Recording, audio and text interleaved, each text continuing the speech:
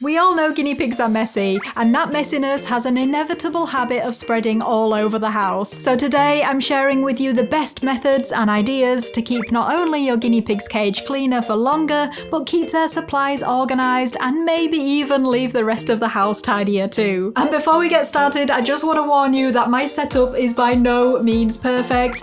It's an ongoing struggle, isn't it, Roxy? So in case you see something in this video and think, well, she's not doing it, it's because I do plan to put more of these things in place in the new piggy room once it's finished. They're all fairly easy things to do, so I really hope you find something that works for your own space. And my first tip is something which has been a game changer for us in terms of not just making cleaning chores less awkward, but for storage as well. So if you have an indoor cage and it's currently on the floor, consider raising it up and having storage underneath. It doesn't have to come right up to tabletop height, but if it can, it'll make spot cleaning and everything else you do for your piggies easier. No more getting down on your knees every time you need to clean the cage. So you can put almost any cage on a large table or a desk setup. Maybe you could repurpose some old furniture or get something low cost from IKEA like I did with these Calyx units. Or if you have a CNC cage, you can buy some more grids and cable ties to make it a stand and fill it with storage boxes. Slide out boxes or large drawers are the ideal storage option for most of your day-to-day things you use for your piggies. And don't underestimate how much storage you'll need too. More is always better. Tip number 2, and whilst we know that hay is incredibly important for our piggies, it doesn't half make a mess. I often find that I've walked it all over the house from the piggy room. It'll be on the stairs, on the sofa, in the bed, in the shower. It really does get everywhere. I find the main way hay escapes is when I'm filling up the hay racks or litter trays. So first up, I recommend unloading your bagged hay into a large box that you can store under or next to the cage, and bring the hay racks and hay bins to the box to fill them up, rather than trying to pick up the hay and carry it without spilling any. A big cab or box like I've got here is fine and it lets the hay breathe, but some people recommend using a laundry basket and filling it up from the hay, which might be stored elsewhere, such as in the garage. Something like this is breathable and looks nice and tidy too. You can also get specially made pet food containers too that will be big enough to store hay in. And if you don't have a lot of space near the cage, you might just have a little storage box with hay for a few days that you keep topped up. Also for hay, it can be annoying if you have a cage where it tends to spill out the sides and the back, so think whether there's any modifications you can do to help keep it more contained. Like for a CNC cage, for instance, you could have a higher section of Corex running along the back or either side of the cage. And this is a nice advantage of DIY cages because you can't get any hay spilling out of these with those solid sides. Next up, I often get asked how I keep my cage so clean. So I'll be honest, I do tend to spot clean it before I do any filming, and that obviously gives the impression that it's cleaner than it actually is. However, most of the time it really honestly is not that bad. And I do have more detailed videos on this that I'll pop down in the description below if you want more of an explanation on why these things work. But my system comes down to 3 things which I highly recommend trying out for yourself. First up is a fleece liner that I only change every 2 weeks at most. This is fleece with an absorbent mattress protector and a waterproof layer on the bottom. Next, I use a lot of absorbent and waterproof fleece pads. These go pretty much everywhere in the cage where the piggies are likely to pee outside of the litter box, and they need changing and washing every 2 to 3 days. Part 3 is the litter tray, where I use newspaper and hay, and I change it out daily because this is where the piggies do most of their mess and also where I want the hay to be kept clean for them. I find it easy to wash the liners and pads in pillowcases, and I spot clean during the day with a dustpan and brush, which only takes me a few minutes each time. There's no added mess from wood shavings or paper-based beddings either.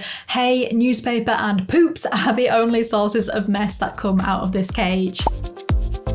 Tip number 4, and I debated whether to put this one in or not because it's something I struggle with a lot myself, and it's that I would actually recommend getting a bin for your piggy cage or your piggy room. On the one hand, I really don't like the idea of there being a permanent bin in this room, but on the other hand there is anyway because there's usually a bin bag on the floor which I'm emptying the dustpan and brush in. So I would recommend getting a bin that you could maybe store underneath the cage or hide behind the hay box disguise it somehow. And these days you can actually get nice looking bins that don't scream bin at you. And they look quite smart and modern. So I will add a few of these examples to my Amazon storefronts links in the description below.